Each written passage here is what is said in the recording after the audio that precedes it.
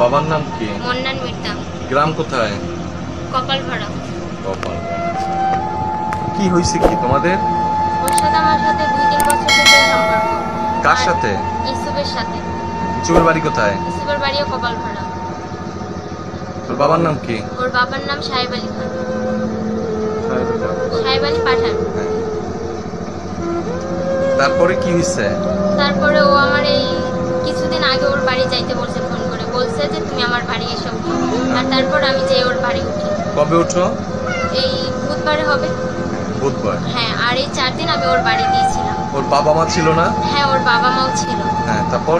আর তারপর ওরা চেয়ারম্যানের কাছে নিয়ে যায়। চেয়ারম্যানের কবে নিয়ে গেছে? এই তো আজকে নিয়ে গেছে। হ্যাঁ। আজকে শনিবার।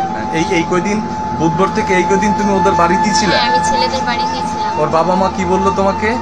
ওর বাবা মা আমাকে বললো যে এই বিয়ে আর কি হবে, হ্যাঁ। সামাজিকভাবে হবে, কিন্তু তারপরে এই কথা মানার পরে এরা আবার ছেলের জন্য মেয়ে দেখছে। কোথায়? কোথায় সেটা আমি শুনতে পারিনি, অতটা কেয়ার করিনি। আর এখন মানে চেয়ারম্যানের মাধ্যমে আর এলাকাবাসীর মাধ্যমে এরা বলছে যে এই বিয়ে হবে, আর এই বিয়ে আজকে দিনের মধ্যে হতে চাই, আর যদি না হয় তাহলে আমার পক্ষে আমি বাইছি। চেয়ারম্যানের সময় আছে কয়দিন দিয়ে? চেয়ারম্যানের সময় দিচ্ছে হ্যাঁ 3-4 দিন। 3-4 দিন না হইলে তুমি কি করবে? 3-4 দিনের মধ্যে না হলে আমি আত্মহত্যা করবো। কেন আত্মহত্যা করবা কেন? আমি ছেলের জন্য আত্মহত্যা করবো, কারণ আমার তো একটা মান সম্মান আছে। ওই ছেলের জন্য যেহেতু আমার মান সম্মান গেছে, আর কোনো ছেলে তো আমাকে বিয়ে করবে না। মান সম্মান একটা ছেলেকেই দেওয়া যায়, আর আমি তাকেই বিয়ে করব। আর ও আমাকে বিয়েও করছে আল্লাহকে সাক্ষী রেখে, আর ও আমার সাথে মেলামেশাও করছে।